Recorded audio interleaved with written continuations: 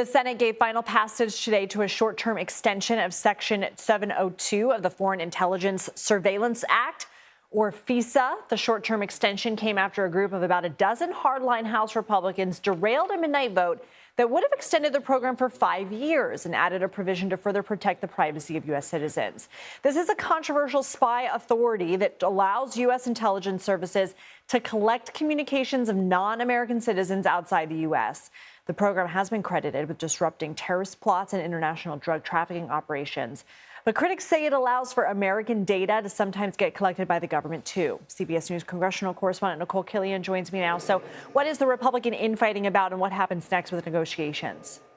Yeah, well, it's more than just Republican infighting. Obviously, there are Democratic lawmakers who have been supportive of this legislation and others who have concerns. But it kind of comes down to what you just mentioned at the end of that summary there, in that, on the one hand, this is a law that must be reauthorized periodically and is a key national security tool in terms of having this warrantless surveillance program. But there are some members who are concerned. They have those privacy concerns that Americans' data could be swept up in this. And so they believe that there should be more requirements with respect to warrants in some instances. And so that debate has been ongoing here on Capitol Hill, and it really kind of came to a head between a lot of congressional Republicans in the White House, which was pushing for a clean extension. In fact, we saw overnight in the House, they tried to move a 5-year extension of this measure with some limited reforms. That was blocked. Then they tried again to do the clean extension that the White House was pushing. That was blocked. And so that's why we have ended up with this very temporary patch just for the next 10 days, Lindsay, to buy lawmakers some more time to negotiate. And yesterday on the takeout, Republican Congresswoman Anna Paulina Luna accused Arizona Senator Ruben Gallego, a Democrat, of misconduct. What is the latest on that?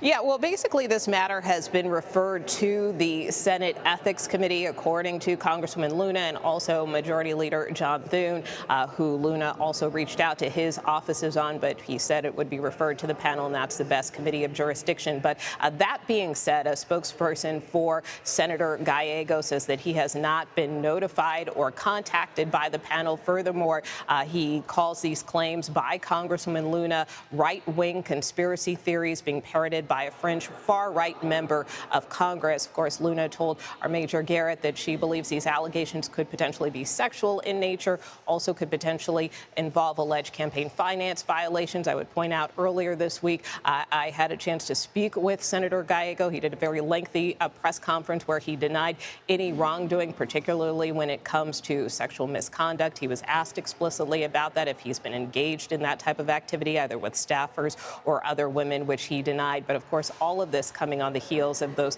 2 resignations we saw earlier this week with ex-Congressman Eric Swalwell and Tony Gonzalez, a Republican, who were both accused of sexual misconduct. And it's really kind of created this call and a wave with respect to whether or not we're seeing a reckoning here on Capitol Hill. Take a listen to what New Mexico Senator Ben Ray Lujan told me about the current culture here on Capitol Hill.